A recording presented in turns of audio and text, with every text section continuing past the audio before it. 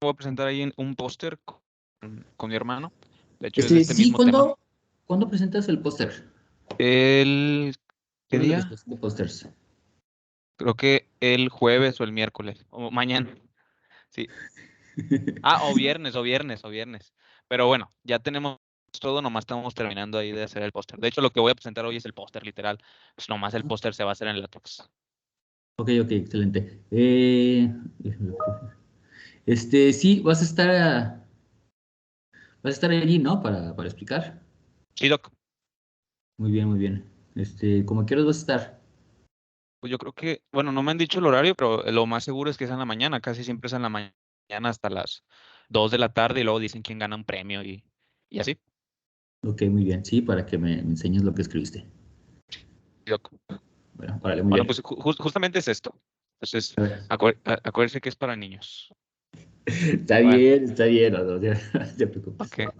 Bueno, ahí voy a presentar. Ajá. Bueno, me gustaría como quiera hacer pequeña, un pequeño resumen, porque yo creo que es importante para estar un poquito frescos. Entonces, en un principio, Perdón yo, por interrumpirte, antes de que se me olvide. Freddy, ahorita terminando la reunión, platicamos un ratito. Gracias, doctor. Ok, muy bien, excelente. Ahora sí, continúa, perdón.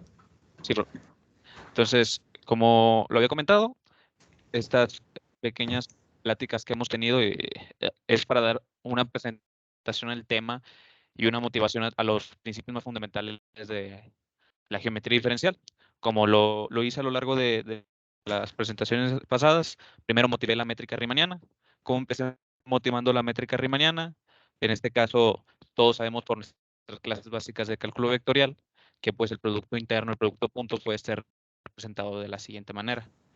Pero la manera, en este caso matricial, es la que nos interesa, porque nos está entregando un objeto, pues así, por así decirlo, muy interesante, que más adelante se va a presentar en otro aspecto, ¿verdad? Entonces, solo quiero que observen muy bien este producto interno de A por B, se puede ser definido únicamente por este producto de matrices. ¿Prosigo? ¿Cómo motivo que este objeto aparecerá posteriormente para otros trabajos en cálculo vectorial o en geometría diferencial? Pues vamos a empezar a trabajar con una curva.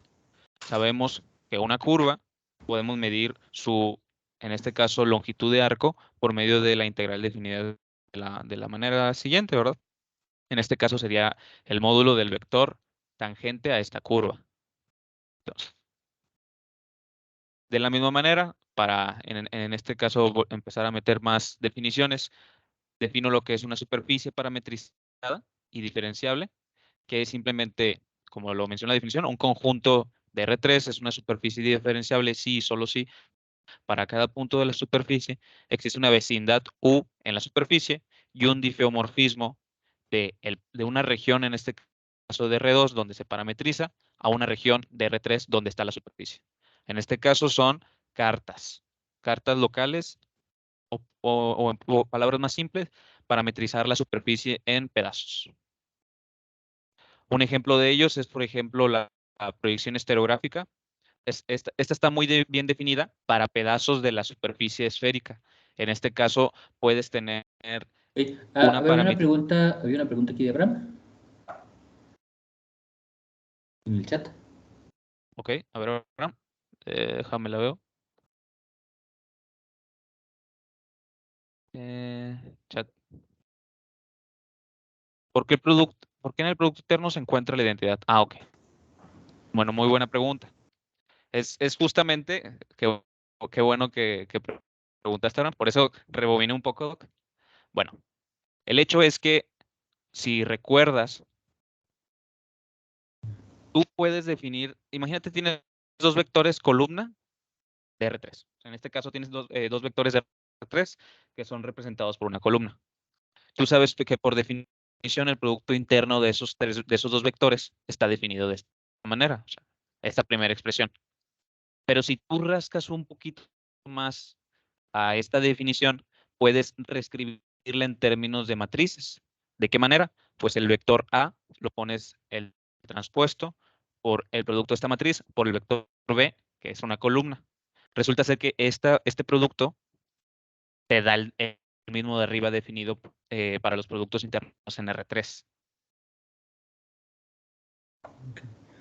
Entonces, ¿Te quedó claro ahora? creo que dicho de otra manera, obviamente, a ver, ¿lo puedes dejar? Ok. Creo que la razón, dale para, la razón por la cual queremos poner la identidad es que, o sea, si te fijas, multiplicar la matriz de identidad por B, pues es no hacer nada. Entonces, eso es el mismo resultado que hacer la transpuesta por B, ¿no? Que queda exactamente lo mismo. Entonces, pero cuando pones la matriz de identidad allí, lo que estás un poquito es indicando que luego vas a querer poner otra cosa. Exactamente. Sí, de hecho es lo que justamente más adelante voy ahí a volver a explicar. Sí, muy bien. Que justamente esto cambia. O sea, ¿de qué forma cambia? Es lo que voy a hablar.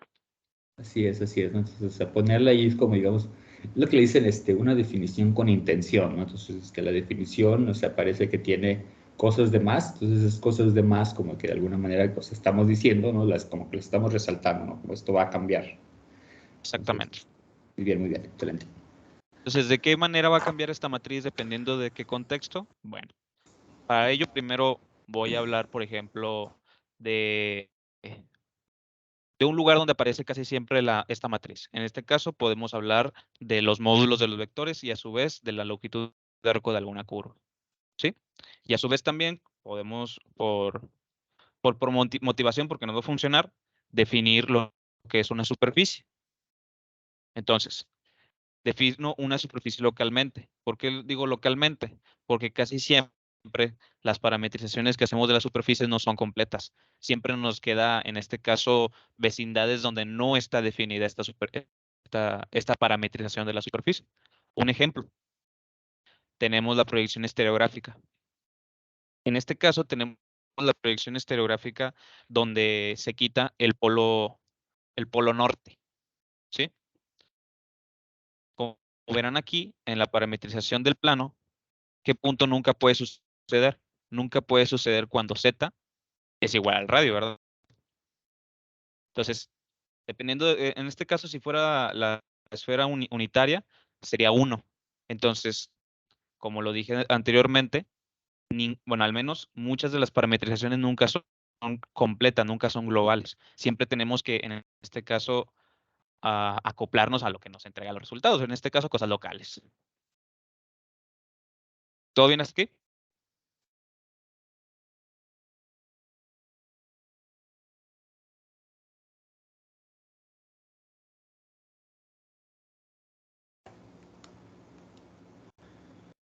Ahora está preguntando Javier.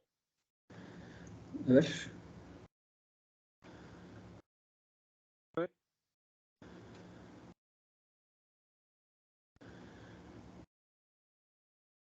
Javier.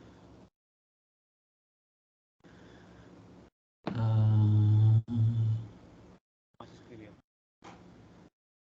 Lo escribió Abraham. No, Abraham, pero ahorita vi que levantó la mano que se llama Francisco Javier. Javier, a ver, Francisco. Javier, ¿tienes algo que decir o nada más fue así, nada? No, es que iba a preguntar de que por qué no se toma en cuenta el polo, el punto de arriba. Bueno, justamente, bueno, voy a adelantar un poquito la presentación, ¿sí? Nomás para quitar esa duda. Sí.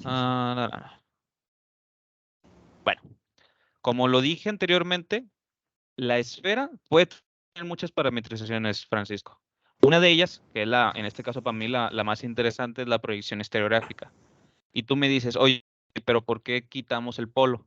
Bueno, resulta ser que así sucede. O sea, realmente si tú comienzas a hacer una parametrización de la superficie representada por un plano, casi siempre, dependiendo de dónde partas, se quita uno de los polos. Por ejemplo, si tú pones el plano encima de la esfera y comienzas a hacer las proyecciones, en este caso haces ahí pues es geometría, la verdad es pura geometría y unas pequeñas expresiones trigonométricas y te aparece esto. Cuando tú consideras el plano encima de la esfera, se quita automáticamente el punto del polo sur. Y ahora, si tú consideras el plano por debajo de la esfera y haces toda, en este caso, las cuestiones algebraicas y trigonométricas que te comento al momento de obtener esta parametrización, se quita automáticamente el polo norte. O sea, aparece así. Por eso, la definición de superficie siempre se hace de manera local y no global. Porque es muy difícil, digo, desconozco si existe alguna parametrización global de alguna superficie, pero es muy difícil que una superficie la puedas parametrizar por una sola función completamente. Por eso es local y por eso cuando vas haciendo las cuentas, como dice el doctor, aparece así de que no se pueden todos los puntos. Muy bien. Un par de comentarios, a lo mejor uno general y uno también un poco expandir un poco en la explicación que nos está diciendo aquí Sao. Primero, bueno, sobre todo así como las personas que llevan aquí como poquito tiempo en el seminario. Este es un seminario. Entonces, un seminario no es lo mismo que una conferencia. Y en algún momento le expliqué a Sao la diferencia. Entonces, la diferencia es que el seminario es un poquito más como, digamos, participativo, ¿no? Como que todo el mundo mete la mano. Entonces aquí, o sea, obviamente, bueno, Sao nos ha dado presentaciones excelentes, de hecho muchos de ustedes nos han dado presentaciones excelentes, pero el punto de la presentación no es nada más decir así como, qué bonita presentación, le aplaudimos todo el mundo al expositor y pues ya, no se acabó, ¿no? Cada quien se regresa a su casa. No, es un poquito más así como meter un poquito las manos, que ustedes platiquen entre ustedes y que se sientan un poco más libres de interrumpir, de hablar, ¿no? De decir un poco más de detalles, ¿no? O sea, se vale un poquito más, ¿no? Entonces, un seminario es mucho más informal que una conferencia, pero también es mucho más interactivo, ¿no? Entonces, se vale tener el expositor y si le vamos a platicar, vamos a guiarnos, ¿no? O sea, nos salimos. Si Sao no acaba su presentación porque hubo 20 preguntas, excelente, ¿no? O sea, mucho mejor. Esa es la idea de un seminario, a diferencia de una conferencia, ¿no? Que igual sí le haces un par de preguntas, pero luego no quieres detener al expositor, ¿no? Porque pues hay un tiempo limitado, no hay un material que cubrir exactamente. O sea, si Sao no acaba, pues le sigue la siguiente semana, o sea, no pasa nada. Entonces, en ese caso, si tienen cualquier duda, no se la guarden, ¿no? Pregunten todos, porque pues estamos aquí, pues todo el mundo aprendiendo, ¿no? Y esa es la idea, ¿no? Que sí ser más interactivo, ¿no? Platicar un poquito más. Ahora, regresando a esto, a lo que comentaba Sao, efectivamente, ¿no? Pues uno hace las cuentas y te sale esto, pero a lo mejor vamos a comentar un poquito en general la idea de las cartas. Si te fijas en la función de abajo, ¿no? Donde están las U, Bs, uno divide entre 1 menos z. Entonces, la razón por la cual no está el polo norte es que si pones el polo norte, pues el polo norte tiene coordenadas 0, 0, 1, entonces estás dividiendo entre 0, ¿no? Y eso no está bien definido. Entonces, por un lado, ¿no? O sea, como dice Sao, pues, mecánica, de manera computacional, pues uno no puedes poner el polo norte porque no te queda. Ok, desde un punto de vista más conceptual, así como nos está diciendo aquí Sao, lo que estamos haciendo es que le estamos dando cartas locales a mi variedad, ¿no? Entonces, en una variedad, informalmente dicen, pues es un objeto que localmente es isomorfo a Rn. ¿Qué quiere decir esto? Que pues, cuando uno agarra pedacitos de mi espacio, ¿no? En este caso conjuntos abiertos, le quito el polo norte, le quito el polo sur, existen estas biyecciones entre la esfera y subconjuntos abiertos de R2, en este caso son todo R2. Ahora, no va a haber cartas globales, ¿no? Obviamente sería ideal, ¿no? Tener una biyección entre la esfera y R2, y decimos, ok, yo utilizo mis coordenadas locales y todo lo demás. No, o sea, yo utilizo mis coordenadas para parametrizar todos los puntos. El problema es que S2, pues obviamente no es difiomorfo, no es isomorfo, no es lo mismo que un subconjunto abierto de R2, ¿no? Para empezar, la esfera es un conjunto compacto, ¿no? Y conjuntos abiertos de R2 no son compactos. Entonces no puede haber una carta global, simplemente no puede haber carta global, lo tienes que hacer a pedazos, ¿no? Y entonces esto es lo que nos está enseñando Sao aquí, entonces nos está dando, nos está cubriendo la esfera con dos pedazos, ¿no? Entonces esos dos pedazos son literalmente isomorfos R2, ¿no? Y la idea de hacer este isomorfismo de R2 es pasar la estructura, ¿no? Que tenemos en R2, la estructura de cálculo, la estructura de tomar derivadas, vectores, todo ese tipo de cosas, pues pasarlos a la esfera, ¿no? Entonces esa es, bueno, como de manera, desde el punto de vista de cálculo, pues le quitamos el polo norte porque pues lo metemos en las cuentas y no nos sale, nos queda indeterminado. desde un punto de vista conceptual, no podemos tener coordenadas globales porque pues, la esfera y sus conjuntos abiertos de R2 pues, no son espacios isomorfos. Ok. Ya. ¿Alguna otra duda, Francisco?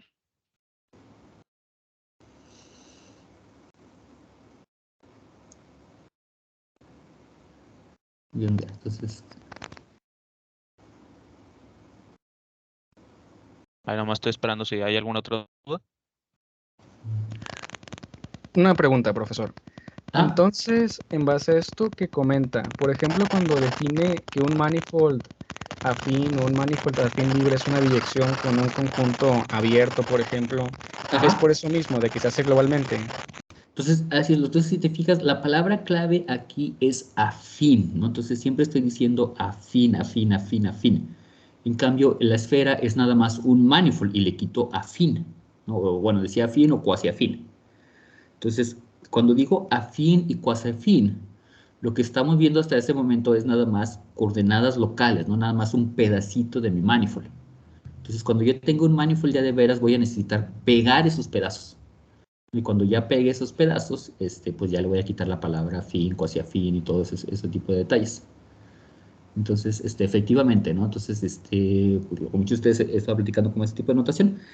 El detalle es que afín, cuasi afín, todos estos conceptos que hemos estado hablando, pues, son conceptos locales, ¿no? O sea, tengo una carta, tengo un pedazo, ¿no? Entonces, en ese caso sí tengo mi biyección, ¿no? De mi conjunto con su conjunto abierto, ¿no? O abierto con ecuaciones, etcétera, etcétera. Pero ya cuando uno empieza a pegar, pues ahora sí ya esa parte del afín, cuasi afín, pues va a desaparecer. Comprendo, muchas gracias. Muy ¿Vale? bien, muy bien. Entonces, prosigo. Muy bien. Este ejemplo. El otro ejemplo es, por ejemplo, el más común que casi conocen todos, es por coordenadas esféricas. El tema de por qué considero que es una mejor parametrización las coordenadas estereográficas es que con coordenadas estereográficas ocupas solamente dos cartas, la del polo sur y la del polo norte, y aquí, en este caso, con la esfera en coordenadas esféricas, pues ocupas seis cartas para cubrir, en este caso, a toda la superficie esférica. Ahora, en este caso tienes una parametrización, pero el problema es que eso no es una biyección, ¿no? En el polo norte y en el polo sur, le estás asignando, al mismo punto le estás asignando un montón de coordenadas. Exactamente. Entonces, esa no es biyección. Entonces, o sea, en el polo norte y en el polo sur vas a tener, ¿cómo se dice? Singularidades. Ujú. Entonces, si quieres aclarar esas singularidades, como dices, pues a lo mejor cambiamos de cartas, ¿no? Y entonces sí, ya nos quedan un montón de cosas. Sí, Muy bien, excelente, excelente. prosigo. Sí. Y bueno, ahora ya tenemos, por así decirlo, una idea de lo que es una superficie, tenemos la idea de lo que es una curva, en este caso en R3, ahora podemos hablar lo que es una curva en una superficie. Entonces, sea S una superficie diferenciable, siempre pido que sea diferenciable, sea phi una parametrización de esa superficie. Entonces, dada alguna curva que tengamos en un intervalo abierto, la mandamos a la superficie. Entonces, tiene que existe una función b que va del intervalo al plano, en este caso R2, tal que la composición de la parametrización de esa curva la podemos tener, en este caso, en la superficie. ¿Sí? Entonces, tenemos esta parametrización de la curva en el plano por medio de la parametrización de la superficie. Hacemos un push forward, o sea, en este caso simplemente hacemos la composición y obtenemos la curva aquí en la superficie. Ahora, como lo dije al principio, quiero hablar de los vectores, porque quiero ver si hay alguna, en este caso, peculiaridad como lo dijo Abraham, o sea, ¿por qué la identidad cambiará en otra superficie? Bueno, lo vamos a ver aquí. Entonces, hablemos del vector en la superficie de la curva. Simplemente aquí derivamos, regla de la cadena, nos queda estos términos. Y pues por notación ponemos simplemente así. Cabe aclarar que estas derivadas parciales de la función parametrizable con respecto a u son las llamadas bases de la superficie. En un curso de cálculo vectorial me imagino que lo debieron haber visto. ¿Prosigo? Entonces, ahora calculamos el módulo para ver si el producto interno cambia, como le había comentado a Abraham. O utilizamos el 0 por conveniencia. Entonces tenemos el vector. Sacamos el módulo, que es simplemente el producto interno consigo mismo, en este caso el de toda la vida. Nos aparece esta expresión. Desarrollándola, nos queda esto. En este caso son las componentes, transpuesta por una matriz EF con una matriz con coeficientes E, F y G, que se llama la primera forma fundamental, y pues el vector, en este caso, columna. Los E, F y G deben de ser idénticamente a esto. ¿Para qué? Pues para que siga lo de arriba, ¿verdad? Entonces, como le comenté a Abraham y como lo quería platicar, pues realmente sí cambia esa matriz que antes mencioné si hablamos en otro contexto diferente, como por ejemplo en una superficie. Esta matriz es muy interesante porque, pues, bueno, en cursos de geometría diferencial más avanzados se le dice métrica, pero en cursos de geometría diferencial básica se le dice la primera forma fundamental. Fue una ecuación que encontró, bueno, creo que encontró Gauss y pues hizo mucha investigación con esto, ¿verdad? ¿Alguna duda hasta aquí? Esa forma de entender el producto entre dos vectores nos permitiría entonces describir el producto en diferentes bases, que no necesariamente sean ortonormales. A ver, yo diría más que en diferentes bases, en diferentes espacios. O sea, porque la base tú la puedes cambiar. O sea, puedes tener alguna otra base por ejemplo, en la esfera, o generarla y trabajar muy bien con ella. Pero la forma en cómo hacer un producto interno en la esfera bueno, yo lo veo más desde ese punto de vista, no por la base. O sea, sí, aparece la base, los elementos de la primera forma fundamental, pero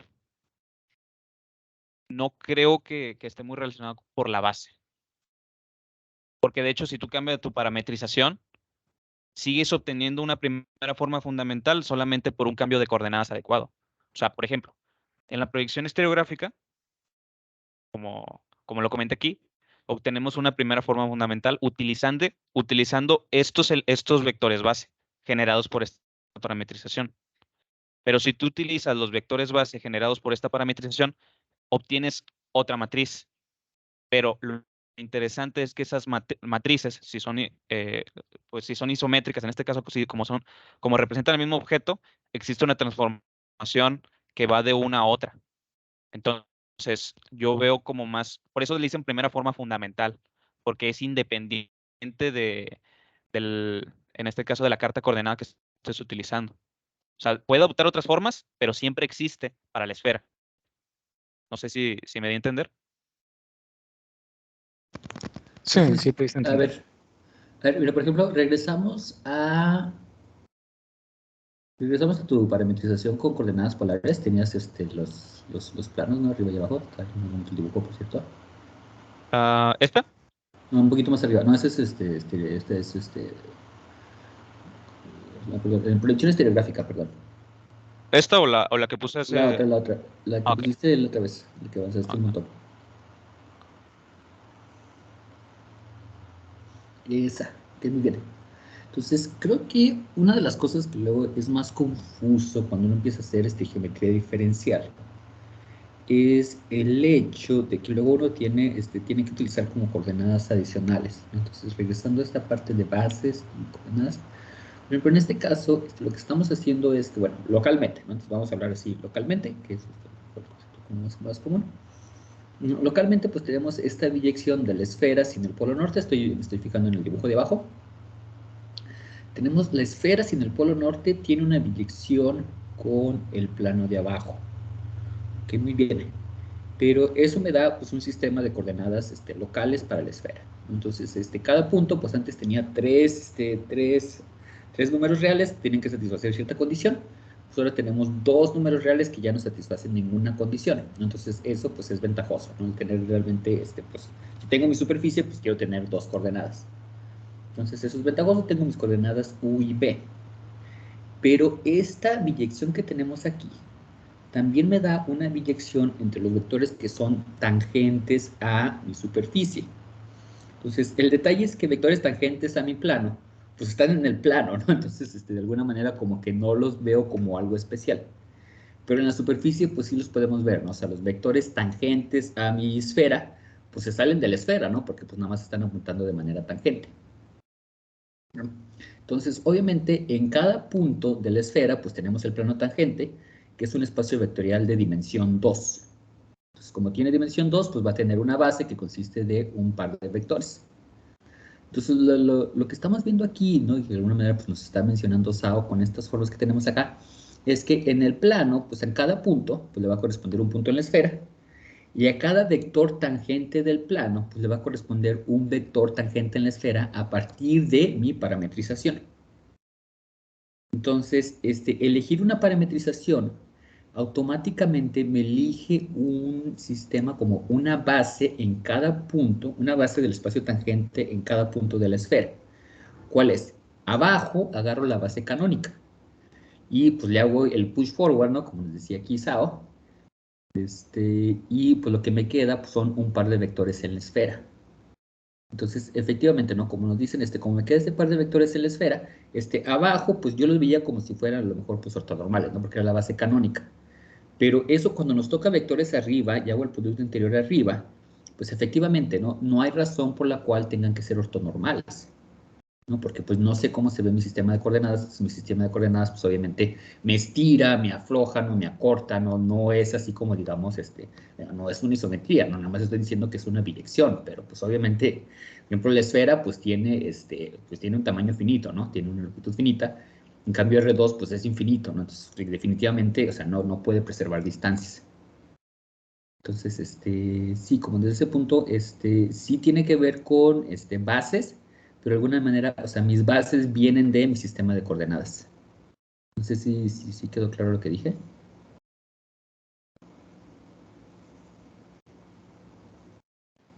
Sí, sí, ok. Ok, muy bien. Muy bien, a ver, continuamos. Perfecto. Déjame la regreso. Ok. Entonces tenemos la primera forma fundamental. ¿Te quedó claro esta quiebra? ¿Estás de acuerdo por qué fue interesante verlo desde este punto de vista?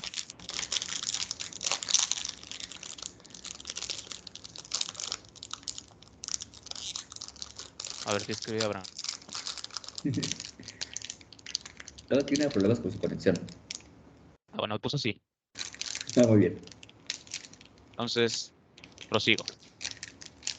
Como lo dije, o sea, tratar de generalizar ese hecho nos entrega resultados muy interesantes. Como por ejemplo, si ahora vemos que nuestra superficie sea un plano, pues efectivamente obtenemos la matriz que dije al principio, o sea, la identidad, como dijo Abraham.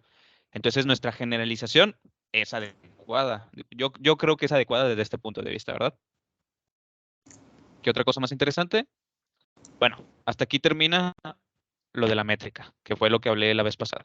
Ahora vuelvo a la idea del principio, motivar los aspectos básicos y fundamentales de la geometría diferencial. Ahora voy a hablar de algo llamado la derivada covariante. Bueno, di un ejemplo muy específico ese día. Por ejemplo, observemos la esfera, en este caso la Tierra, ¿sí? Si hacemos zoom, podemos acercarnos hasta zoom, ¿verdad? Observemos que, por ejemplo, esos chavos, para ellos seguir una trayectoria recta es simplemente caminar derecho en este caso, hacia la facultad, ¿verdad? Entonces, ¿realmente es caminar derecho? Bueno, vamos a observar el comportamiento así como figurativamente, ¿verdad? Geométricamente. Si nos alejamos y quitamos el zoom, pues ellos van a caminar aproximadamente a Estados Unidos, ¿verdad? Y pues van a llegar hasta Canadá casi. El tema es que realmente esta trayectoria no es recta. Parece ser que para ellos sí es una trayectoria recta, pero para nosotros visto desde afuera, pues es una curva, ¿verdad? Entonces, nos da la idea de entender que hay una generalización también de la recta que nosotros tenemos intuitivamente desde geometría analítica, ¿verdad? Pero para el caso de superficies. Entonces, ¿cómo podemos motivar la idea de una recta en una superficie? De la siguiente. Entonces, primero, antes de todo, como lo observaron, nos tracé el camino, el movimiento de esas personas por medio de flechas. Las flechas son vectores. Entonces, el movimiento completo debe ser generado por algún campo vectorial. ¿Sí? Entonces, es una motivación así un poquillo vaga, pero sí. Entonces, lo defino de la siguiente manera. Sea ese una superficie diferenciable, siempre pido que sea diferenciable. Una parametrización local de esa superficie. Entonces, un campo vectorial en esa parametrización local de esa superficie es simplemente una regla de correspondencia, que a cada punto de ese abierto le asocio un vector tangente, ¿sí? Y pues ese vector tangente debe estar en un espacio tangente en esa superficie. ¿Qué espacio tangente? Como lo comenté, el espacio generado por los vectores tangentes hechos por la parametrización que utilizamos, ¿sí? Entonces, todos los vectores en este punto pueden ser generados por medio de esta base, ¿sí? Y a su vez, todos los de la trayectoria de ese campo, bueno, en este caso, todos los del campo vectorial en cada punto de la superficie, dependiendo de la carta, deben de ser generados por esa base. Eso es lo usual de álgebra lineal. O sea, siempre si tenemos ya una base, pues podemos generar todos los vectores, al menos en cada espacio tangente. Y cada espacio tangente es, en este caso, un punto sobre la superficie. Entonces, vamos a hablar de los campos vectoriales a lo largo de una curva. ¿Por qué de una curva? Bueno, como lo vimos anteriormente, esta trayectoria es una curva. No estoy utilizando toda la superficie terrestre, simplemente estoy utilizando el camino seguido por esas personas, ¿verdad? Entonces voy a hablar del campo vectorial de esos para ver qué puedo conseguir, ¿verdad? Tengo el campo vectorial, que es simplemente los vectores base en la trayectoria por los coeficientes, el otro vector base por el coeficiente. Es simplemente un campo vectorial a lo largo de esa trayectoria, ¿verdad? Derivamos con respecto al tiempo. Regla de la cadena. Simplemente obtenemos este resultado aquí abajo. Ahora, como lo comentó el doctor y como yo lo he comentado, queremos seguir hablando como si fuéramos estas personas, ¿verdad? Entonces, estas personas, para ellos siguen estando en la Tierra. Entonces, estos nuevos vectores que aparecen en nuestros términos de la derivada deberían de ser reescritos en términos de la base del espacio tangente. Entonces, defino de la siguiente manera los vectores que aparecen aquí en términos de la base del espacio tangente. Cada uno el UU, el UV y el VV. Por medio de los coeficientes, simplemente una combinación Perdón, lineal de los vectores. ¿puedes regresar a la diapositiva anterior? Sí, Sí, es un campo vectorial definido en tu curva. bueno, la primera expresión que pongo para el campo vectorial es en general, es un campo vectorial cualquiera. Entonces, Xi1 y Xi2 son vectores, ¿verdad? ¿Qué es lo que estás diciendo? ¿Qué son?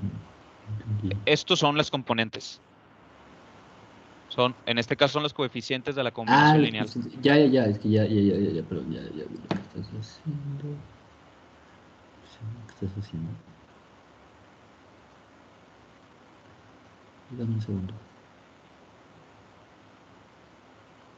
Y todavía no Ok, asigno el campo vectorial a la curva. entonces el phi son 3 vectores, ¿verdad? Así es. Ok, muy bien, excelente. Vale. Entonces prosigo. Ahora hablo del campo vectorial a lo largo de la curva, que es simplemente componer en la curva. Derivo con respecto a t, aplico regla de la cadena y me aparecen estos nuevos vectores, los phi UU, phi UV y phi VV. Como lo comenté, yo quiero que bueno, yo intuyo que si soy siendo esa persona caminando a lo largo de esa superficie terrestre, pues todas mis contribuciones deben de ser también tangenciales, porque yo no veo que, por ejemplo, se salgan de la Tierra, ¿verdad? La trayectoria sigue en la Tierra. Entonces lo escribo en términos del espacio tangente, de la base que ya tenía. Por convención, defino que los coeficientes de la combinación lineal sean estos símbolos, que son gamas mayúsculas, que por también los matemáticos los llaman los símbolos de Christoffel. Como verán, si es UU es 1, 1, 1, 1 y solo cambia 1 y 2 dependiendo del vector base donde se esté trabajándolo. UV es 1, 2, 1, 2 y VV es 2, 2, 2, 2. Entonces simplemente es una convención que se sigue y siempre se usa. Desarrollando y sustituyendo esos vectores en términos de la base del espacio tangente. A ver, perdón, regresa otra vez. Por favor, a ver, ¿qué estás haciendo aquí? El cable, entonces calculas. Ah, ok. Entonces calculas esta extensión. Ah, ok. Ya vi. Ok, bien. Vale. Entonces sustituyo estos vectores en términos de la base del espacio tangente. Desarrollo y obtengo esto. Todo en términos de la base del espacio tangente. Entonces yo este nuevo objeto, como cambié de base, lo defino como la derivada covariante. En este caso es una segunda derivada generalizada. ¿Por qué generalizada? Bueno, resulta ser que cuando esto lo trabajas para espacios como el plano, se reduce a la derivada usual que todos usamos, a la segunda derivada, ¿verdad? Pero bueno. Okay. ¿Puedes regresar una vez más? Perdón, es que a ver, estaba viendo aquí. Entonces es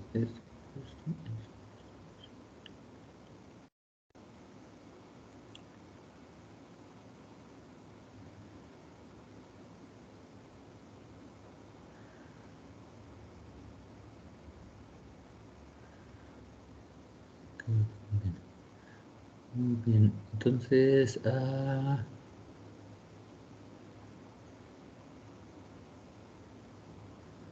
entonces ahora el detalle, por supuesto, es eso, ¿no? De que no tienes garantía que los vectores que son las segundas derivadas, sí estén realmente sobre tu plano tangente, ¿verdad? Uh-huh. Sí, es como forzarlo. Yo lo veo así, ¿verdad? Sí, claro. Claro. Lo proyectas, ¿no? Porque lo único que interesa es la componente sobre la superficie de la Tierra, porque bueno, está suponiendo que la gravedad pues te va a anular el otro vector de fuerza, ¿no? Exactamente. Muy bien. Entonces, escribiendo y obtengo todo la derivada generalizada del campo vectorial definido a lo largo de la curva en términos de la base del espacio tangente, que es lo que yo buscaría porque como lo dijo el doctor, no se salen de la Tierra las personas cuando van caminando, ¿verdad? A ver, pero regresa para atrás.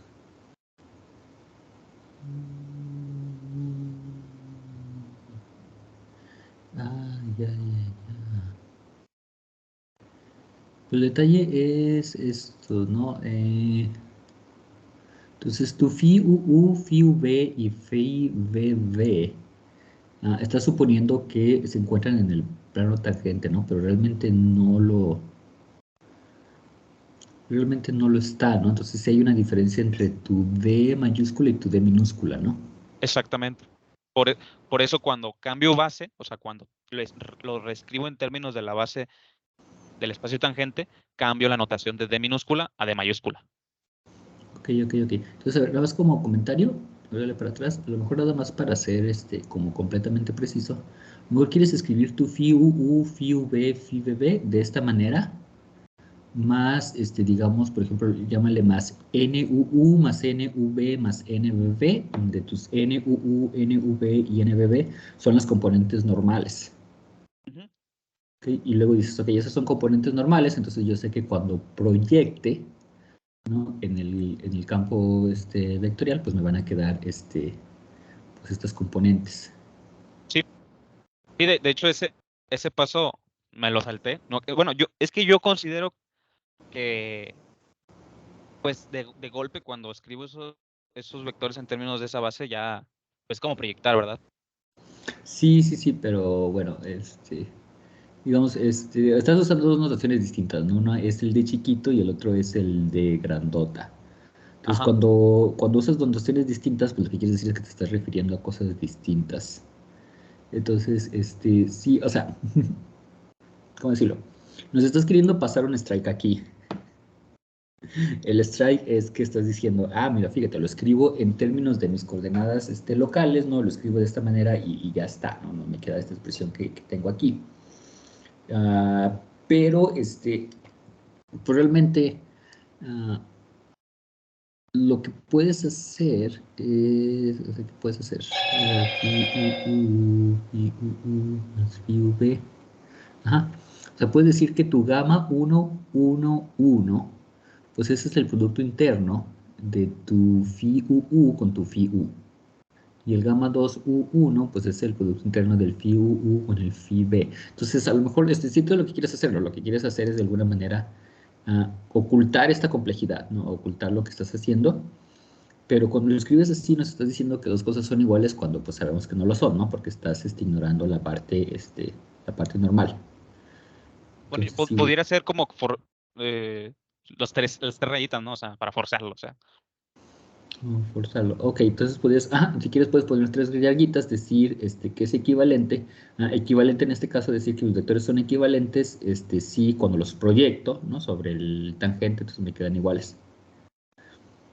Entonces, Ok, si le quieres poner esas tres rayitas, definitivamente lo puedes hacer, ¿no? Y decir qué quiere decir las tres rayitas, lo que quiere decir es que esa es la componente tangencial de estos vectores.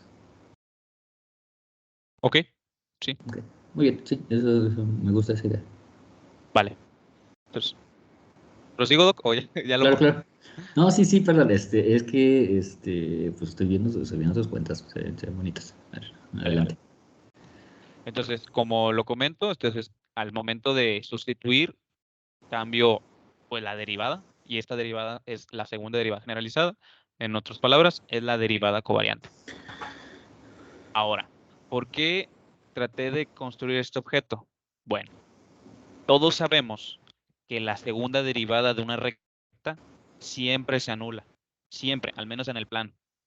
Entonces, esta segunda derivada generalizada, si estamos hablando de una recta generalizada, se debería de anular cuando es una recta, ¿verdad? A este tipo de rectas se llaman geodésicas, ¿verdad?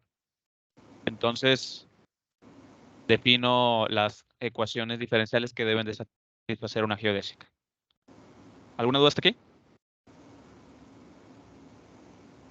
No, no, no, muy bien, excelente.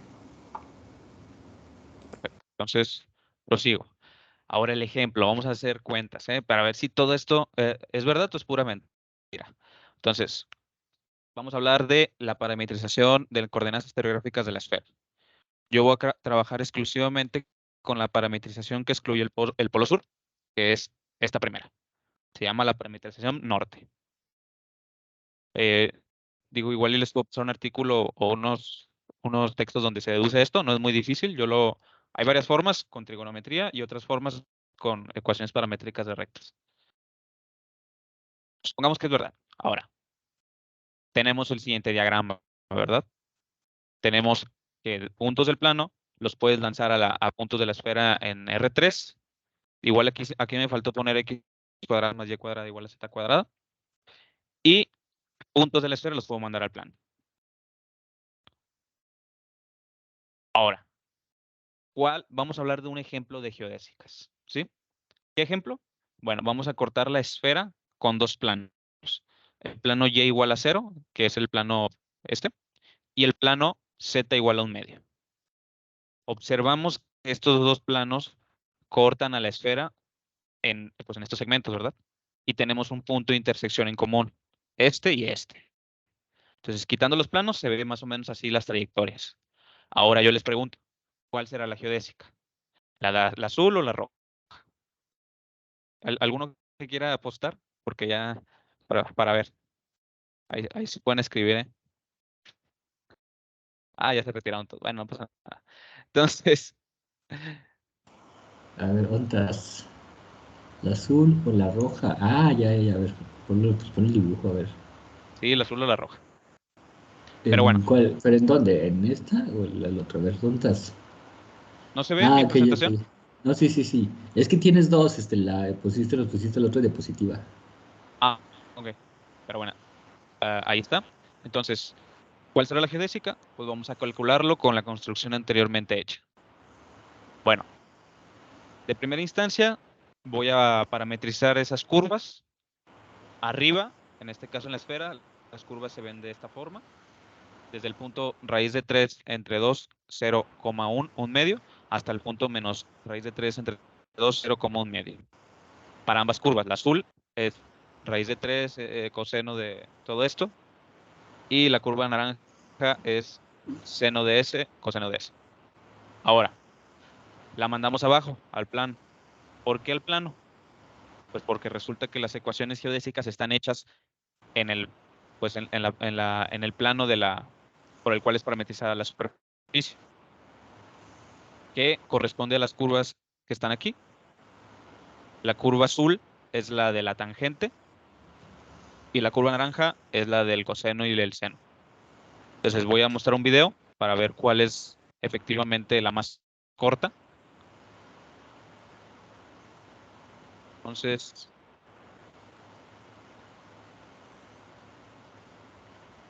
bueno, en definitiva, antes de mostrar el video, notamos que, por ejemplo, la curva azul tiene una longitud de 2.72 unidades y la curva roja tiene una longitud de 0.09.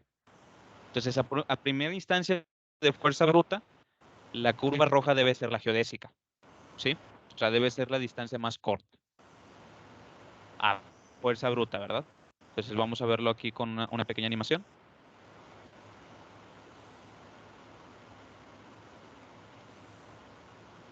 Como verán, graficar la curva en función de el tamaño que tiene, pues efectivamente la azul es la más larga y la roja es la más corta. Estas gráficas y animaciones las hice en Python. Ok. A ver, te iba a comentar. A ver, ¿dónde estamos?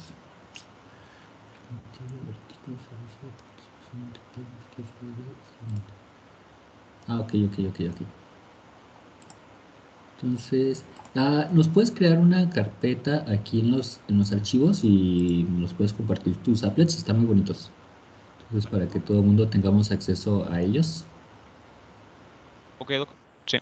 Entonces, nada más ahí en general, creas tu propia carpeta, ¿no? Lo llamas applets, lo que tú sea, y nos los compartes, porque están muy bien. Vale. Entonces, como verán, o sea, a pura fuerza bruta, pues efectivamente la curva roja es la geodésica. Entonces, pero vamos a hacerlo a deducirlo por medio de la teoría que hicimos. Entonces, proseguimos. Tenemos las ecuaciones de las geodésicas y consideramos que los coeficientes del campo vectorial definido a lo largo de la curva tengan la siguiente forma. Este es un paso medio tenebroso, pero creo que me extendería mucho en el explicar por qué los coeficientes tienen que tener esta forma. ¿Cuál forma? Pero ¿El U punto acéptenlo por ahora. el U punto B punto? Sí, No, pero esos son los vectores tangentes de tu derivada, ¿no? O sea, cuando tenías De hecho, ya habías escrito esa fórmula anteriormente. sí, pero bueno, al menos ya ve que la vez pasada que queríamos construirlo por medio de, pues de variedades, o sea, de manifolds, y nos falta, ¿verdad? Entonces, No, pero, o sea, como lo estás haciendo aquí, o sea, como nomás estás haciendo el plano de las coordenadas en R2 y las coordenadas en R3, y si no tienes ningún problema, ¿no? O sea, nada más tienes, o sea, si uno de t, o sea, tu coeficiente, pues quieres que sea el componente, ¿no? El U punto, ¿no? La del primer vector, y el otro, el B punto, ¿no? Entonces, ese es simplemente el push forward de la derivada de tu curva que ya tenías. Entonces, creo que en este caso, no tienes y esencialmente, o sea, no tenemos ese problema. Y esencialmente ya lo habías escrito, ¿no? Ya lo habías escrito antes en algún momento. Y pues nada, bueno, o sea, definitivamente se puede usar. vale. Entonces, sustituyendo las ecuaciones de las geodésicas, nos quedan las dos ecuaciones para la coordenada, en este caso U, y para la coordenada V. Ahora, ¿cómo calculamos estos símbolos de Cristo? Bueno, resulta ser también que calcularlos de primera instancia no es una tarea muy sencilla, pero al menos ya los libros saben cómo calcularlos por medio de estos tres sistemas de ecuaciones lineales para una superficie de dimensión 2. Obtenemos este sistema de ecuaciones lineales. Como observarán, aquí tenemos E, F y G y los símbolos de Christopher. 1, 1, 1 y 2, 1, 1, 1. Entonces esto lo podemos observar simplemente como una matriz, en este caso la matriz de la primera forma fundamental que sí tenemos calculada, multiplicado por el vector columna de estos símbolos de Christopher. En este caso, el 2, 1, 1, digo el 1, 1, 1 y el 2, 1, 1. Esto es idénticamente al vector columna de estas derivadas de la primera forma fundamental. Asimismo, lo hacemos para cada una de los símbolos de Christoffel y obtenemos estos 3 sistemas de ecuaciones. Como les comento, no es muy trivial obtenerlo, pero si haces ahí las cuentas y las derivadas, sí obtienes esto. Y ahora, esto es muy, muy, muy parecido y de hecho es lo mismo que la conexión, bueno, la llamada forma de obtener los símbolos de Christopher por la conexión de Levi-Civita. Entonces, bueno, yo creo que Levi-Civita se la robó, ¿verdad? Porque aquí ya Gauss lo había hecho desde hace mucho, desde casi 100 años antes, y él nomás lo hizo para superficies de dimensión mayor, ¿verdad? O sea, ese es mi idea, Doc. No sé usted qué opine. No, pues obviamente, o sea, lo que hizo Levi-Civita es simplemente, o sea, Gauss de alguna manera pues estaba trabajando ad hoc, ¿no? Porque, pues, bueno, dice que la primera solución que se le da a un problema no necesariamente es la mejor. Entonces, o sea, Gauss estaba trabajando con superficies y pues él se aventó la cuenta en superficies y obtuvo muchos resultados en superficies. Entonces, para ese entonces Gauss ya estaba pues un poquito grande. Entonces, pues, digamos, si hubiera sido, o sea, trabajador esto más joven, pues seguramente hubiera hecho mucho más. Pero pues nada, dejó esos resultados. Pero obviamente lo que hizo Levi-Civita es decir, ok, en general, ¿no? Si tengo un manifold arbitrario y tengo mis coordenadas locales y quiero hacer mis coordenadas de manera local sin tener que hacerlo esto de la derivada covariante, ¿no? De salirme de mi espacio y proyectar y todo lo demás, pues ver de manera formal cómo puede uno calcular los símbolos de Christoffel, ¿no? Sin necesidad de estar proyectando. ¿No? Pues efectivamente, ¿no? O sea, él lo que quería obviamente era reproducir lo que hizo Gauss, ¿no? Porque obviamente, o sea, Levi-Civita pues sabía lo que había hecho Gauss, ¿no? Entonces nada más lo quería, digamos, pulir un poquito. Entonces sí, pues definitivamente, o sea, Lo como generalizó. dicen, como dicen los artistas, ¿qué dicen los buenos artistas? Roban, ¿no? No copian. Pues sí, Algo así. creo. Entonces, como lo comentó, o sea, ahí está. Entonces, la conexión Levi-Civita tiene una motivación desde el punto de vista de superficies en R2. Ahora, calculamos la métrica de la esfera en coordenadas estereográficas como anteriormente la había definido y obtenemos esta métrica para la esfera donde se excluye el polo sur. Calculamos los símbolos de Christopher por medio del sistema de ecuaciones lineales que antes mencioné y obtenemos estos 8 símbolos de Christopher. Y entonces las ecuaciones geodésicas cumplen la siguiente ecuación. O sea, en este caso sustituimos y obtenemos estas ecuaciones geodésicas. Ahora mi pregunta es, las geodésicas que había calculado bueno, las curvas que anteriormente había calculado, ¿cumplen esto? Bueno, el tema de esto es que sí cumplen, pero es un rollo ahí estar metiendo las ecuaciones y ir reduciendo por métodos algebraicos para ver si sí es una geodésica. Entonces, sí, les podría decir así de golpe que la curva de la roja sí es geodésica y la curva azul no es geodésica. Si la sustituyen, la curva geodésica se reduce a 0 y la otra no, nunca se reduce a nada. Pero como les comento, este tema es puramente algebraico y puede, pues, extenderse a la tarea. Entonces, ¿qué es lo que hice yo? Sí, sí. Fue calcular por medio de una solución analítica y numérica para ver si cumple. Entonces, utilicé el método de Shooting y como verán, esta curva azul es la geodésica analítica que nosotros calculamos, que fue la de 2 tangente entre S2, y esta curva roja es el método por Runken-Kutta de cuarto orden para un sistema de ecuaciones. Y como verán, ¿qué tan exacta es esta curva numérica? Pues aquí tenemos 4 por 10 a la menos 5. O sea, esta curva numérica es en esencia la azul, ¿verdad? Déjame le hago un poquito de zoom. Ay, no. Como verán, son iguales, ¿verdad? Yo no veo diferencia. Muy bien, muy bien. Excelente. Entonces, cuando mandamos los puntos a la esfera, déjame aquí, pues efectivamente no hay diferencia. Entonces, hemos pues construido adecuadamente lo que es la derivada covariante. Tanto así que cuando la resolvemos numéricamente, la ecuación diferencial que resulta de ella, efectivamente, sí son geodésicas las que cumplen esa ecuación diferencial. Ok. Muy bien, excelente. Yo creo que lo dejamos aquí porque ya estamos un poquito apretados de tiempo. ¿Quieres continuar la siguiente semana? ¿Qué tanto material te falta? Ya casi lo Nada, tuviste todo. ya es todo. ¿Eso fue todo? Sí, doctor. Excelente. Entonces, ok, muy bien. Entonces terminamos en el final. Sí. De hecho, le iba a decir, esto es lo que, en pocas palabras, esto es lo que voy a presentar en la semana de la física. Como título es geometría, geodésicas y aviación. O sea, porque esto se puede aplicar a la aviación literalmente. Claro. Bueno, Sí, está muy bonito. A mí me gustó mucho. perfecto. Entonces, si no hay ninguna duda, pues dejo de presentar. Sí, pues no sé si haya alguna última pregunta. Ok, bueno, pues en este caso pues le mandamos un aplauso virtual a Sao, que muy bien, muy bonita esta presentación. Y Freddy, ahorita te marco. Sí, gracias, doctor. Ok, sale muy bien. Entonces te lo dejamos aquí y le seguimos.